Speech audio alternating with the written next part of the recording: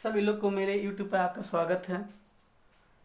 अगर आपको हमारा वीडियो अच्छा लगे तो हमारे वीडियो को सब्सक्राइब जरूर कीजिएगा, ताकि हम जो भी अगर आपके ट्यूटोरियल वीडियो एजुकेशनल वीडियो जो भी लेके आऊँ तो आपके पास सबसे पहले पहुँचे और मेरे वीडियो से आपका कुछ न कुछ लाभ मिल सके। तो हम लोग आइए हम लोग ले चलते हैं क्लास फर्स्ट ईयर के लिए, 11वीं के लिए केमिकल फार्मूला के बारे में हम लोग जानते हैं। आज केमिकल फार्मूला जानने से पहले कल वाली वीडियो में आपको हम बता दिए थे कि मोल कंसेप्ट क्या होता है और मोल कंसेप्ट में एवोगाड्रो संख्या क्या होता है। एवोगाड्रो संख्या का मान कितना होता है 6.022 N/23। ये आपको कल बता दिए थे और इसका हम लोग न्यूमेरिकल प्रॉब्लम भी सॉल्व किए थे। तो इस वीडियो में अगर पिछले वीडियो जाना हो तो मेरे YouTube चैनल पे जाके इसको हम लोग इसके वीडियो में हम आपको दे देंगे, भी लिंक भी दे देंगे और जो है कि हमारे पिछले वीडियो जाके आप देख लेंगे। मोल कंसेप्ट बहुत ही अच्छा आपको क्लियर आ जाएगा। आइए हम लोग केमिकल फार्मूला क्या होता है, केमिकल फार्मूले के बारे में हम लोग जानते हैं। एक्चुअली केमिकल फार्मूला है क्या? देखिए, किसी तत्व या एलिमेंट कह सकते हैं, एलिमेंट्स के समूहों के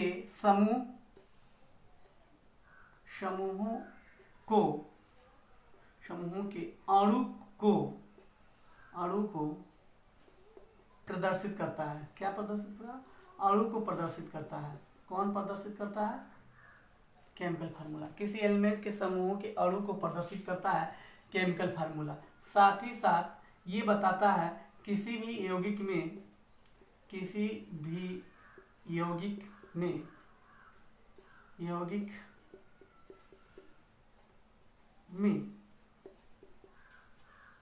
अणुओं और परमाणुओं के संख्यात्मक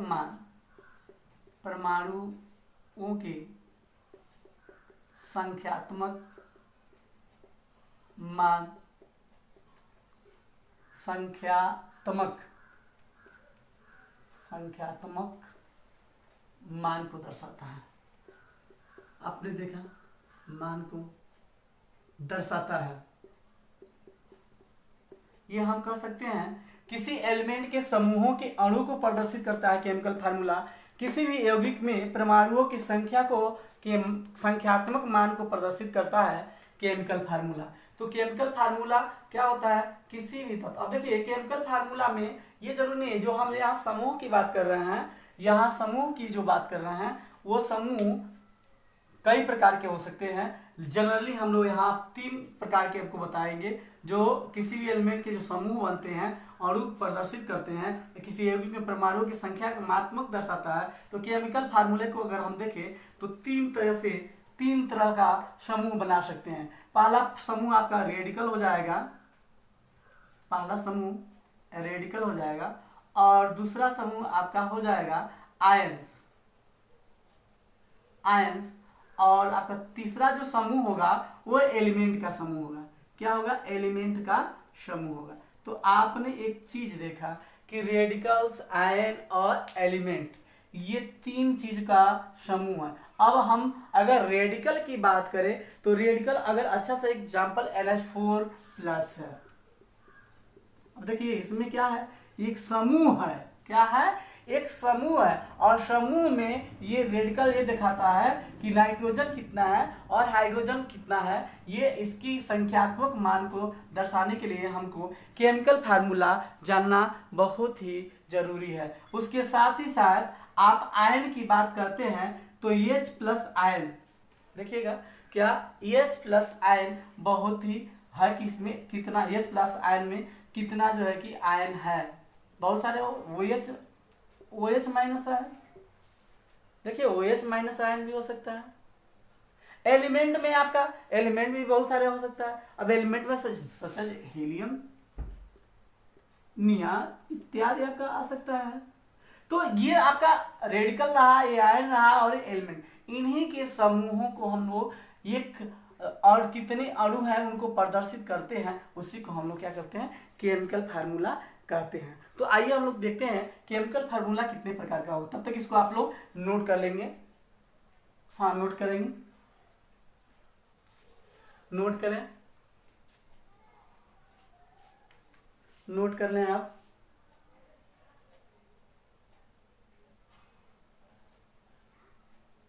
चलिए हम मिटाते हैं इसको। चलिए हम बात करते हैं केमिकल फार्मूले कितने प्रकार के होते हैं। केमिकल फार्मूले जनरली आप अपने क्लास में 3 प्रकार के केमिकल फार्मूला पढ़ेंगे। कितने प्रकार का? 3 प्रकार का केमिकल फार्मूला पढ़ेंगे। पहला केमिकल फार्मूला होगा आपका एम्पिरिकल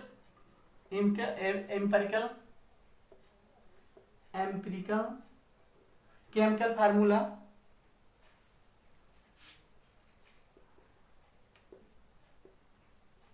दूसरा होगा आपका मॉलिक्यूलर फार्मूला।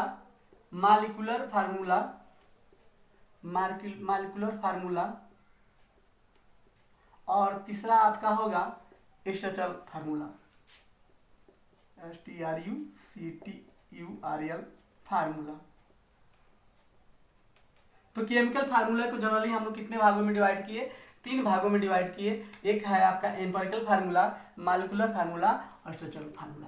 तो हम लोग पहला लेके चलेंगे एम्पिरिकल फार्मूला किसे कहते हैं। देखिए हम लोग एम्पिरिकल फार्मूला को ही लेके चलेंगे। आप इसमें जान जाएंगे, कुछ क्वेश्चन भी आप उससे करवाएंगे। तो केमिकल फार्मूला आप जान गए, केमिकल फार्मूला क्या होता है। देखिए फिर सुन लीजिए, केमिकल फार्मूला क्या होता है? जो किसी भी एलिमेंट या आयन या जो है कि रेडिकल्स के समूहों में अणुओं के संख्यात्मक मान को दर्शाता है, उसे केमिकल फार्मूला कहते हैं। केमिकल फार्मूला 3 प्रकार का होता है, एम्पिरिकल फार्मूला, मॉलिक्यूलर फार्मूला और स्ट्रक्चरल फार्मूला। तो पहले हम लोग बात करते हैं एम्पिरिकल फार्मूले को। एम्पिरिकल फार्मूले को ही लेके चलते हैं। एम्पिरिकल फार्मूले को चलिए एम्पिरिकल फार्मूला क्या है? देखिए किसी भी यौगिक में, एम्पिरिकल फार्मूला को परिभाषित करके किसी भी यौगिक में, अब कोई यौगिक है, यौगिक में तत्वों के सरल अनुपात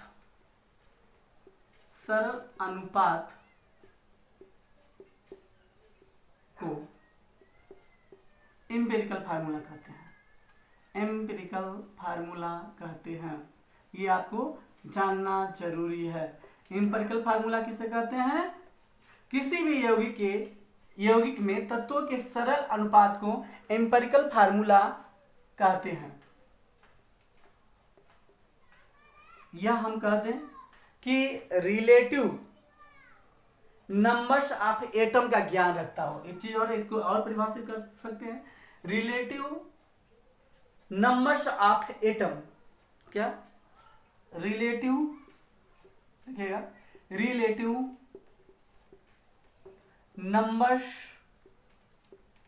नंबर्स ऑफ एटम का ज्ञान कौन रखता है? एम्पिरिकल फार्मूला रखता है। किसी भी यौगिक में तत्वों के सरल अनुपात को एम्पिरिकल फार्मूला कहते हैं। यानी कि रिलेटिव नंबर्स ऑफ एटम, कितने एटम हैं उसमें उनका अनुपात कितना है, उसी को हम लोग बोलते हैं, क्या बोलते हैं? Empirical formula. तो अब देखिएगा एम्पिरिकल फार्मूला, जैसे मान के चलिए हम आपको एक एग्जांपल लेते हैं एथेन का। एथेन का जो एम्पिरिकल फार्मूला होता है वो CH3 होता है। कितना होता है? CH3। और ये CH3 क्या कहता है? CH3 कहता है कि C संबंधे H, यानी कि हाइड्रोजन और कार्बन के बीच में जो सरल अनुपात है वो कितना है? 1 संबंधे 3 का अनुपात है। तो ये आपका क्या हुआ? Empirical formula. दूसरा एग्जांपल ग्लूकोज का देख लेते हैं। ग्लूकोज तो आप लोगों ने खाया होगा, कैसा रंग होता है ग्लूकोज का? जरा इसको आप लोग देख के ही बताएंगे। ग्लूकोज आपके घर होगा, देख के बताएंगे, केमिस्ट्री लैब में भी आपको बता दिया जाएगा। देखिएगा देखिए ग्लूकोज का जो फार्मूला होता है, एम्पिरिकल फार्मूला होता है CH2O। क्या होता है? CH2O। और CH2 को देखिए इसका सरल अनुपात क्या होगा? 1 संबंधे 2 संबंधे 1। यानी कि समानुपात 1:2:1 का आएगा। इस ऐसे फार्मूला को कहते हैं एम्पिरिकल फार्मूला। क्या बोलते हैं? Empirical formula. तो एम्पिरिकल फार्मूला हम लोग कैसे निकालते हैं, तो इसको निकालने का तरीका हम लोग जाएंगे भाई। केवल हम एम्पिरिकल फार्मूला को ऐसे ना जानेंगे, तो इसको नोट कर लेंगे। नोट करने के बाद हम लोग फिर आगे चलते हैं क्या होगा। हाँ, नोट कीजिए, थोड़ा जल्दी कीजिएगा।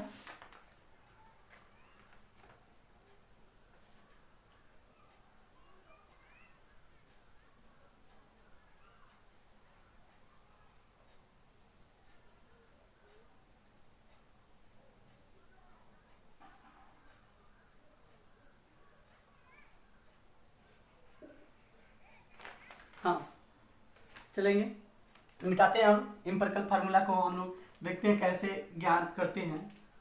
तो एम्पिरिकल फार्मूला को ज्ञात करने के लिए आपको क्या करना पड़ेगा? पहले नंबर हमको एलिमेंट का परसेंटेज ज्ञात करना पड़ेगा। एम्पिरिकल फार्मूला को लेके चलते हैं।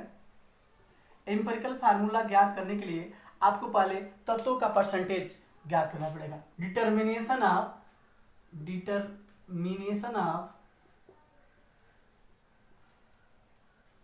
परसेंटेज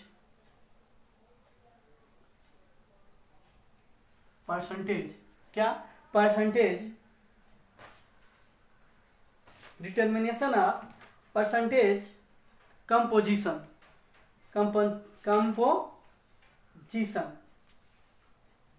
इसको हम लोग ज्ञात करने का तरीका जानेंगे। कैसे हम लोग परसेंटेज ज्ञात कर देंगे। तो एलिमेंट का, किसी भी एलिमेंट का परसेंटेज ज्ञात करने के लिए, अब कोई भी एलिमेंट है, एलिमेंट का परसेंटेज कितने परसेंटेज है, तो इसको ज्ञात करने के लिए आपको क्या करना पड़ेगा? वेट, उस यौगिक का वेट, यौगिक का क्या करना पड़ेगा? वेट बटे उसका मॉलिक्यूलर वेट या मॉलिक्यूलर मास। क्या करना पड़ेगा? Molecular mass into 100। इसको इस फार्मूले को हम लोग यूज करेंगे अभी। पहले तो आप ऐसे परसेंटेज ज्ञात करेंगे, एलिमेंट का कैसे परसेंटेज है। चलिए कोई परसेंटेज कर लेते हैं। जैसे मान लीजिए अगर हम पूछे कि नहीं, आप थ्योरी पढ़ लीजिए। थ्योरी पढ़ने के बाद फिर हम आपको बताएंगे। दूसरा, अगर एम्पिरिकल फार्मूला ज्ञात करने के लिए पहला क्या कंडीशन था? डिटर्मिनेशन ऑफ परसेंटेज ज्ञात करना पड़ेगा। दूसरा क्या करना पड़ेगा? दूसरा आपको जो करना पड़ेगा वो डिटर्मिनेशन ऑफ मोल कंपोजिशन। दूसरा क्या करना पड़ेगा? Determination of mole. मोल को आपको ज्ञात करना पड़ेगा कि क्या मोल है। मोल, तो डिटर्मिनेशन ऑफ मोल। दूसरा हम लोग का क्या होगा? डिटर्मिनेशन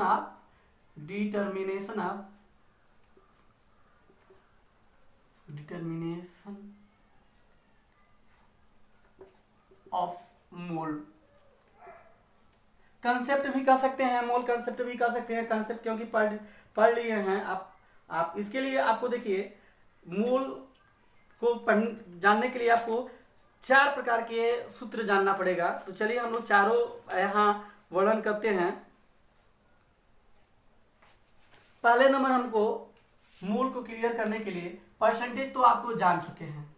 परसेंटेज जान चुके हैं तो हम लोग क्या करते हैं? आपेक्षिक संख्या निकालते हैं। क्या निकालते हैं? अभी हम क्वेश्चन जब पढ़ेंगे इसका तो आप लोग देखेंगे। क्वेश्चन भी जब भी पढ़ेंगे हम लोग तो आप देख सकते हैं कि कैसे हम लोग निकालते हैं।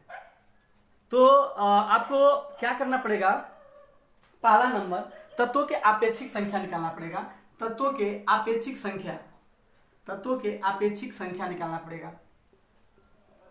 आपेक्षिक संख्या, आपने परसेंटेज निकाल लिया है तो आप पहले क्या लिखेंगे? एलिमेंट का परसेंटेज, जितना भी निकाले आप, एलिमेंट का परसेंटेज बटे, देखिए क्या करेंगे? बटे उस एलिमेंट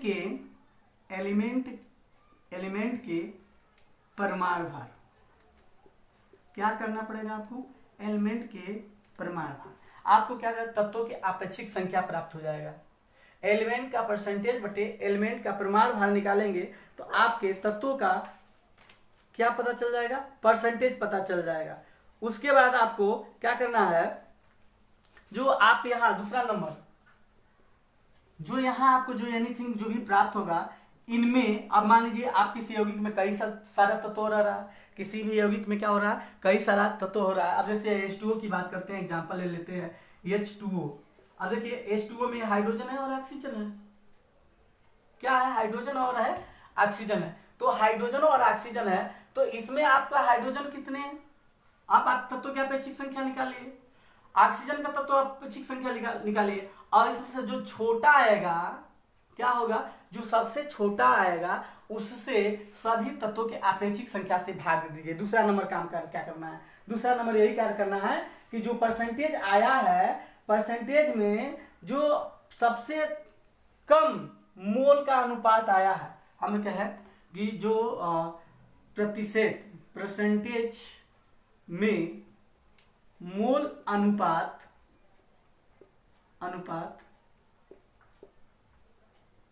सबसे कम आया है, सबसे क्या हुआ है, सबसे कम आया है उससे सभी मोल अनुपात से भाग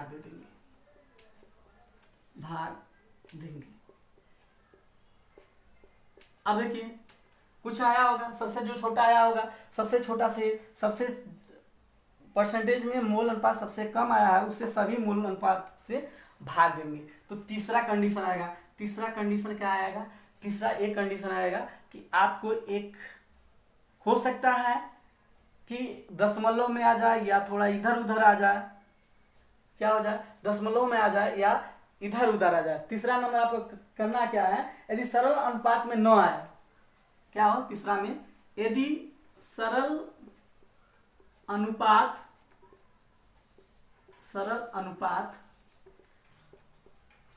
न मिले, क्या हो, सरल अनुपात न मिले, तो आप इसे क्या करते हैं कि एक छोटे से पूर्णांक से तो भाग दे देते हैं, या तो कुछ ऐसे कर देते हैं, गुणा कर देते हैं ताकि वो पूर्णांक में चेंज हो जाए। अगर यदि सरल अनुपात में न मिले तो किसी अंक से क्या कर दें, गुणा करके सरल अनुपात प्राप्त कर लेते हैं। अगर सरल अनुपात न प्राप्त हो क्या कर लेते हैं, गुणा करके सरल अनुपात प्राप्त कर लेते हैं। ये तो तीसरा कंडीशन हो गया। अब डिटर्मिनेशन आप मोल पाले के अपेक्षिक संख्या ज्ञात करेंगे, परसेंटेज ज्ञात करने बाद जो सबसे कम आएगा उससे भाग दे देंगे। फिर तीसरा क्या करेंगे, सरल अनुपात न मिले तो किसी अंक से गुणा करके सरल अनुपात को हम लोग प्राप्त कर लेते हैं। और चौथा कंडीशन क्या करते हैं, चौथा में जो सरल अनुपात पाया जाता है, सरल अनुपात, देखिए क्या करते हैं चौथे कंडीशन में, तत्वों को एक पास लिख लेते हैं, तत्वों को एक पास लिख लेते हैं, एक पास लिख लेते हैं,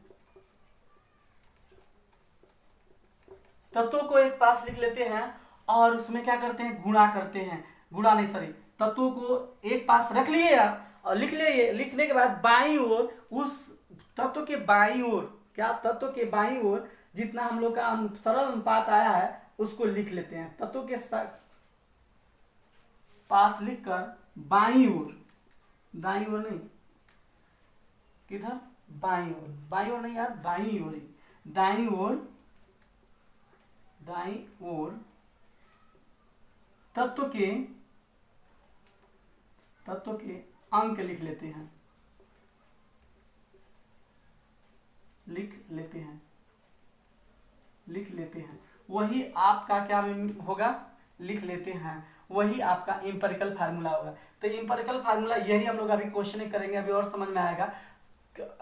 इंपेरिकल फार्मूला ज्ञात करने के लिए आपको डिटर्मिनेशन ऑफ परसेंटेज कंपोजिशन ज्ञात करना पड़ेगा। इसके लिए आपको क्या करना पड़ेगा, एलिमेंट का परसेंटेज वेट बटे मॉलिक्यूलर मास गुणे 100, एलिमेंट का परसेंटेज निकालने के लिए क्या करेंगे, वेट बटे मॉलिक्यूलर मास गुणे 100 कर लेते हैं। और उसके बाद हम लोग दूसरा जो कंसेप्ट क्लियर करते हैं, डिटर्मिनेशन ऑफ मोल का जो अनुपात होता है वो पहले क्या करते हैं, तत्वों की आपेक्षिक संख्या निकालते हैं। जो एलिमेंट यहाँ परसेंटेज निकाले हैं उसको बटे एलिमेंट का जो परमाणु भार होता है, परमाणु भार से हम लोग क्या करते हैं, भाग दे देते हैं। परमाणु भार से क्या करते हैं, भाग देते हैं। और दूसरे कंडीशन में जब भाग ले लेते हैं तो कुछ अनुपात मिलता है, उसी परसेंटेज में जो सरल अनुपात में सबसे कम आता है उससे सभी मोल अनुपात से भाग दे देते हैं।